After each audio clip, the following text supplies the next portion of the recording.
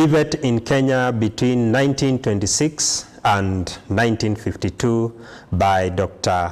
Paul Wanyeki. Welcome to our today's lecture. Kenya has an interesting education history between 1926 and 1946. In this lecture, we are going to study how independent schools, culture, and World War II influenced the growth of TVET in the country. 1926 Educational Report. The 1926 report identified 3 groups within the African community. Just to refresh your memory, this report came in just after the release of the Phelps-Stock Commission of 1925 and the Policy in British Tropical Africa report that was released in 1925. And in both reports, they advocated for stratified education for the Africans. And they went ahead and recommended even the nature of the stratas. And they said that the first category should be education for the masses. And it should aim at retaining them at the village level, doing simple traditional agriculture. Then the second group were to be artisans and craftsmen from the reports. And these were to serve the white industries. And the third group were to be the skillful and educated Africans. These were to help the colonialists in administration. Now, the educational report of 1926 formalized this by coming up with the 3 groups within the African community. The first category was the great mass living in villages of the native reserves. The second category from the report was artisans and craftsmen. And the third category was members of the educated and skilled profession required by the state and by commerce. Education for the great mass living in village of the native reserves. To be educated in education adapted to the rural life. Subsistence agriculture, and not education that will lead them to seek employment in towns. Remember, according to Phelps-Stock Commission assumptions was that Africans will forever remain in the rural and will never go to urban setup or even match the life standards of whites, including self-rule, in the foreseeable future. Also, they recommended that Africans to be taught by African couples. These were the married people of high character and tactful disposition. They were being referred as genes since they had been trained in some small or little teaching pedagogies in gene school, but not of high intellectual attainment. These genes or these tutors or trainers, they were not of high intellectual attainment. What was required of them was high character and tactful disposition. And remember, what is high character according to colonialists during that time? High character was to be submissive to the white and accept the notion that whites are superior than blacks. If you do that, then you are regarded to have high character. And tactful disposition was that you are able to convince fellow Africans the same thing and act as a role model and influencer to the African community so that they can adopt your philosophy of being subordinate to the whites. Now, since they were couples, the woman or wife taught fellow women childcare, health, sanitation, house chores, and related skills. The husband, on the other hand, taught fellow men agricultural methods and self-help skills. Remember also when the Phelps-Stock Commission came out, and even the Devonshire report, instead of the welfare of Africans improving, Africans' welfare was further neglected. In fact, Africans were banned from growing cash crops, and yet here we are seeing that they were to be taught agriculture. Definitely what they meant is that they were to be taught how to grow traditional crops and not to do cash crops so that they don't compete with the settlers. Because of this, African parents detested this type of education. And in that regard, they came to regard agriculture, technical and other practical subjects as second-rate, designated to keep Africans in the second position, and started to seek for literate education for their children. This ghost has never left us. This explains why, up to date, there is negative attitudes towards TVET.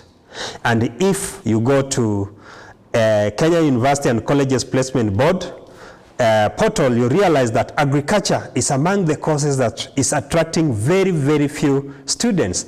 In fact, of late, when they were reviewing the entry criteria to university, they had to reconsider and at least make it more attractive by lowering the entry criteria to university. Now you know the history and why agriculture and technical education is still regarded as education for the second rate and designated for Africans in the second position. The second category, or the second strata, were the artisans and craftsmen in technical education. And in it, it was organized and provided by the government. This is not because the government liked the Africans, no. Remember, in the policy in education in British East Africa report, it was recommended that education that was of power-driven machinery in nature be offered by government. This is because it was high capital intensive. It required a lot of capital to establish such training, and also they needed to get this person who is ready to work in industries that were owned by colonialists. In order to have that good quality and to regulate the quality, the report recommended that this type of education be offered by the government. And also they recommended that in this type of education, a permanent dedicated tutor or trainer be recruited to be in charge of this training. The 1926 report doubted the mental development of Africans and their ability to benefit from skillful and professional education required by the state and commerce. To remind you, there was a cranial report that was done on the capability of Africans. And sadly to report that the report found out that Africans had mental deficiency. Actually, we were regarded as mental disabled, which is sad. And the idea was popularized by the first education director, Mr. Orr, and up to 1926, he was still the education director, and you can see he was still holding to the same idea that mental development of Africans and their ability was not sufficient enough to learn literate education, but only good enough for craft and technical education. They resolved to train a few elites. Let us see these elites. These are members of the educated and skilled professions. These people were to aid colonial administration in governance. They were to be administrators. These are the people who were appointed as chiefs. They were to act as role model to the others. They were to be indoctrinated to the idea that Africans are subordinate to the whites and the whites are superior, and therefore they are the people who are collaborators, to say. These are the people that whites were using to govern fellow Africans. To achieve this, in 1926, Alliance of Protestant Mission created Alliance School, being the only African school at the time leading to Cambridge examination and certificate. Later, Catholic school in Kaba moved in the same direction. Local native councils, LNC. As you recall, this was established following the publication of the Devonshire White Paper in 1923, that for the first time the colonial government in England was declaring that African interest was of paramount interest. And in 1924, local native councils were authorized to establish. This came in immediately after the Young Kikuyu Association and East African Association that were established by Harry Thuku in 1921 and 1922 were banned in 1922 from operating in Kenya, and Harry Thuku exiled to Somaliland. Immediately after that, the local native councils were established, and the first council was headed by James Buter and Josephat Kang'ethe. In collaboration with government, they could open schools provided that they employ certified teachers and allow government to inspect those schools for approval. The colonial administration during that time was spending approximately £44,011 on the education of the whites, who numbered 17,501. This can be calculated to £2.5 per white kid, against £72,411 education of the African with a population of over 3 million. This can be calculated to 2 cents. Can see the disparity in financing. That means the local native council saw the need of stepping in and volunteering in establishing school through establishing some taxing the community, and also asking the community to contribute so that they can develop more schools for the Africans. Local native council policy and priorities. In the beginning, during that time, in 1926, these were the priorities of the local native council. Priority number 1 was access to education. And this was the question: to whom and what levels education will be available? 2 was content. What will be taught and what will be thrust of curriculum? Remember, during this time, Christianity was what the colonialists were teaching most of the Africans, and vocational, trade, and agriculture. But Africans needed literate education. Also, colonialists were teaching Africans English at grade 4.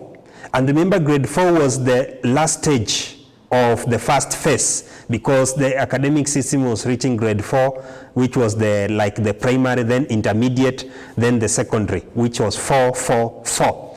So they were only learning English for 1 year because most Africans were dropping at grade 4. The few who managed to reach grade 4 were dropping at that level. But Africans felt that English should be introduced a little bit earlier so that they can be at par with whites, and also the kids can be able to pass the entry examination, because they were doing an exam so that they moved to intermediate. The third was control, because they felt that there was overbearing from the British government. So they were asking, who will control this? So who will formulate and administer policy, and who would operate the schools? Let us see how this shaped education during that period. Accessibility to education. Africans had very low accessibility to any form of education. This brought unrest among Africans in the 1920s. In December 1929, Kikuyu activists demanded an end to the monopoly on education held by the missions, asking the colonial government either to establish more government schools or to authorize Kikuyu parents to form their own independent institutions. Stopping traditional female circumcision. This happened at the same time when this petition was forwarded by Kikuyu activists that monopoly on education held by missions to be ended. At the same time, the churches were banning female circumcision in Kikuyu land. So the two activity ran at the same period. And it influenced, in 1929, the Church of Scotland Mission under Arthur, Gospel Mission Society, and African Inland Mission ordered their followers and teachers to renounce female circumcision.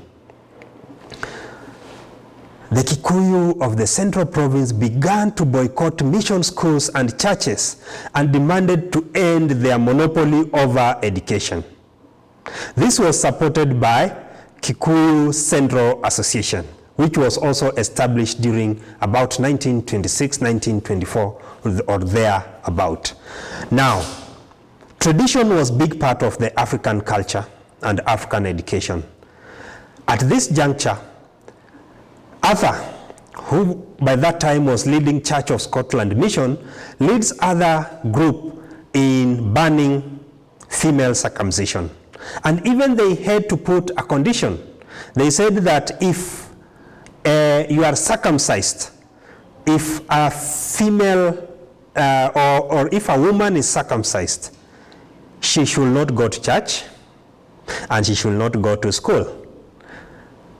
What followed was that Africans boycotted church and they boycotted school. And it is reported that up to about 85% of the children stopped going to churches and schools. And most of them favored independent schools that were gaining root during that period. This also was supported in about 1933. Harry Thuku came back to the country. And this was after Mzee Jomo Kenyatta, who was proposed by Bita, led a delegation to England in 1927 to petition the British government to allow formation of independent schools and also to allow Harry Thuku to come back to the country. By that time, Harry Thuku had come back to the country, and by that time now he was leading KCA, the Kikuyu Central Association, and he supported this idea of independent school. Even by that time, Mzee Jomo Kenyatta was in the country, and he was among the people who moved the children from missionary schools to independent schools during that time. Although Mzee Jomo Kenyatta did not directly support female circumcision, however, he was of the opinion that there were better ways that the British government could use to enforce the same, and he proposed that the British government use more of sensitization and educating the masses on the dangers of female circumcision rather than condemning them and banning them from participating in various social and educational activities. In 1930, because of what happened in 1929, they published a black paper. The paper reiterated that African education should aim at making Africans participate in affairs of the local areas in which they lived. The black paper of 1930 recommendations coupled with the denunciation of female circumcision by missionaries led to establishment of independent schools after 1930s in Kenya. This is because of the boycott and the backlash that the British colonial government received. In fact, to try and quench the masses, they had to retract their position, and even they requested Arthur to resign from his position so that the trust of Africans can be restored. Quality of education in 1930s. By 1934, there were documented evidence that the education system was producing poorly trained artisans and low-level clerks. Baker Bell, the district commissioner of South Nyeri, proudly and teasingly summarized this point in 1934. Education is the jam on the peel of religion. and the temptation to spread a thin varnish of jam on enormous peel appear to have proved irresistible. If one is to judge by the letters which reach this office, this system of education is no deep stream, but a shallow and muddy pond. This is what the district commissioner reported. And actually they were happy because this was the goal that the British education was to serve. And therefore, by their standards, they were achieving their goal 101%. Now, to ensure that this goal is achieved, the best African pupils were prematurely pulled out of class and sent out as evangelists, come teachers, to establish bush schools. If an African kid demonstrated ability to be a fast learner, ability to grasp, since they did not want Africans to be literate, to get that enlightenment, those bright kids were pulled out of schools and sent to do evangelization or teachers to establish bush schools, the ones that were being referred as jeans. In the independent schools, English was introduced at an earlier grade, that is grade 3, than in mission schools in grade 4. And as I've told you, by that time, like the basic education was getting to grade 4. Then you do an exam, then you move to intermediary education. But very few Africans were passing that exam. You can imagine the exam was in English, and yet they were learning English for only 1 year, that is grade 4. And even the same English was poorly taught because, as we learned earlier, that most of the hours, which was 600, was allocated to agriculture and vocational, and reading was only allocated about 145, and maybe writing about 200 hours. So it was very difficult for them to pass the exam. So Africans did not like that idea, and in their independent school, they introduced English in an earlier grade, that is grade 3. And that attracted many Africans to prefer taking their kids to independent schools rather than missionary-run schools. Efforts to control independent schools. Independent schools were giving the colonial government sleepless night, and they tried to put measures to control. And these measures were not put by people at lower levels, but the government itself. And in 1934, Governor Joseph Bine sought to change the 1931 Education Ordinance by allowing the Director of Education greater power to close private schools. Fortunately to speak, the governor was not successful in his mission because this clause was inserted in the reviewed ordinance that the closure was upon approval by appropriate district education boards and Advisory Council on African Education. That means the governor did not achieve his objective, and he had to change the tactics, and this is how he changed. He decided to use grant in aid. Grant in aid also was used to control schools had to comply with colonial government demands before they were given grants or subsidies. In 1931, for instance, only 245 schools received grants in aid, leaving out over 1,400 schools. You can see this was a great controlling tool, grant in aid. And they wanted to suffocate the independent schools financially so that they can kill them. Also, remember, when they suffocate the independent school financially, the local native council will tax more the natives, and therefore they will be enemies of the natives. So they wanted to create a disharmony between the local native council, Kikuyu Council Association, and the masses.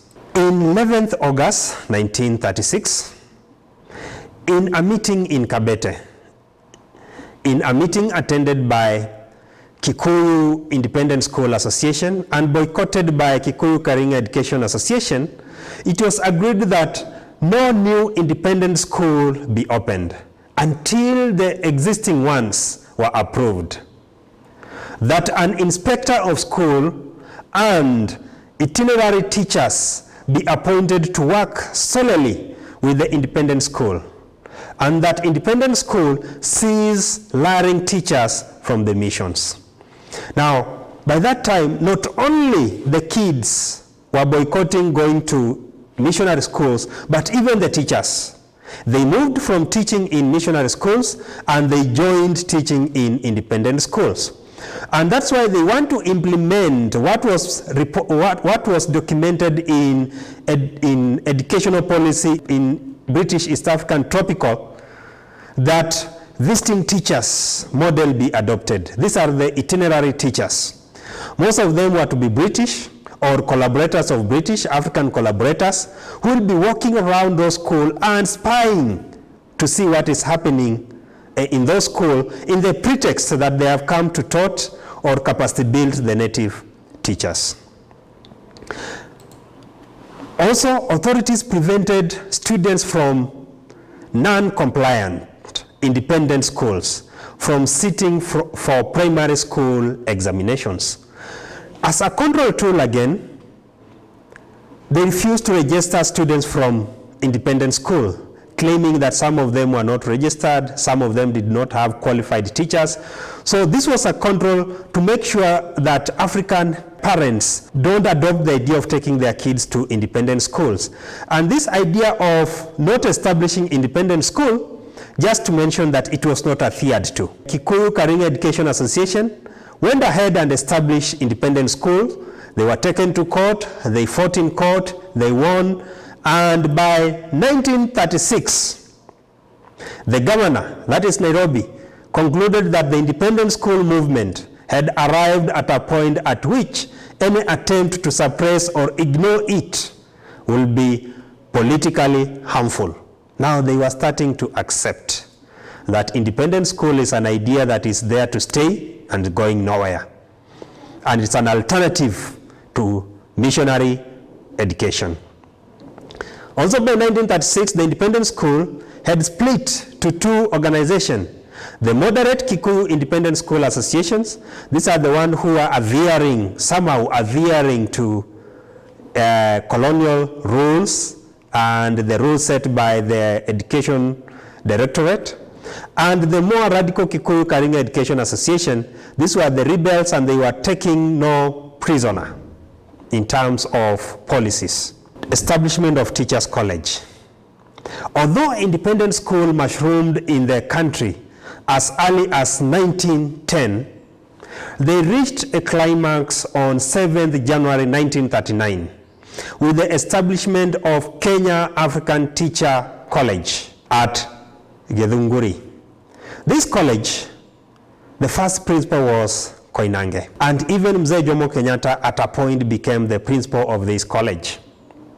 The reason why it was being established, remember, as I've said before, that most independent schools were not registering their students for examination because it was a control tool by the colonialists. They were arguing that most independent schools did not have qualified teachers, and therefore African decided to establish their own teachers training college, the Kenya African Teachers College at Githunguri. And its first principal, who was part of the team that established it, was Mbiu Koinange. Second World War. The Second World War brought in a greater influx of people, more sophisticated equipment and machinery, and greater need for training. This was an exposure to the African community, especially those fellow Africans who left teaching job, which was not well paying, and they joined the missionary.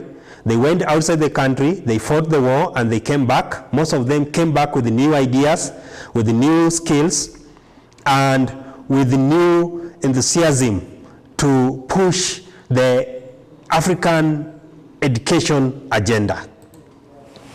The need then was for drivers, mechanics, builders, electricians, welders, carpenters. Also, the colonialists needed these experts. They needed drivers, they needed mechanics to be recruited to war, they needed builders to be recruited to war, electricians to be recruited to go to war, welders, carpenters, clerks, etc. Therefore, they expedited the training of Africans in this profession so that they can join in the war. When they came back, they spurred development of education in Africa, especially in Kenya.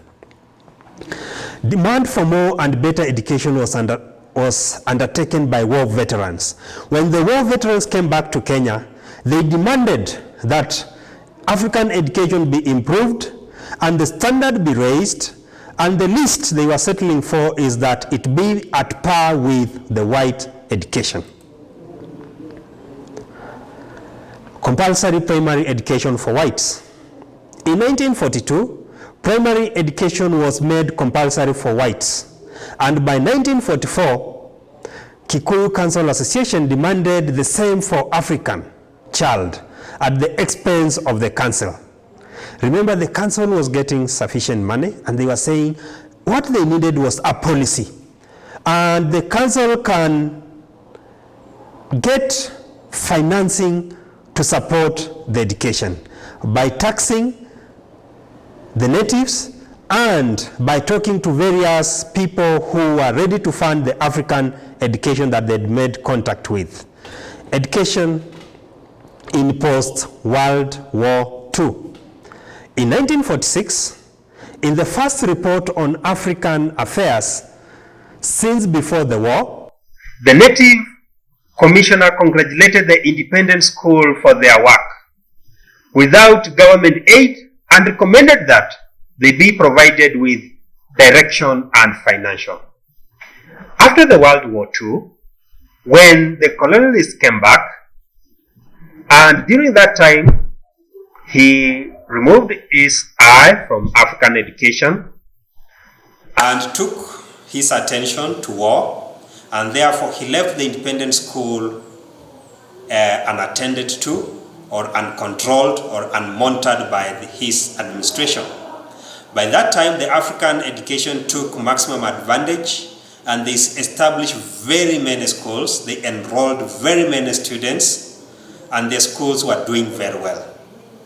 When they did the audit in 1946, they were perplexed at how good Africans were in governing and administering their own education and their own affairs. And even they were congratulated, however not coming from the heart. And they said that more direction should be given. Now this direction was not actually like direction, is that actually what they meant by more direction was that we should put more control on this. And that's when they proposed the establishment of the Beecher Commission of 1948 so that it can set up more control so that they can curtail and subdue the growth of independent schools. The colonial government had outlawed the Kikuyu Central Association during the war, only to see it replaced by Kenya African Union, which was headed by Jomo Kenyatta. He helped raise funds for the independent schools. This was the contribution that Kenyatta made. Kenyatta helped raise funds for the independent schools that were established. And also,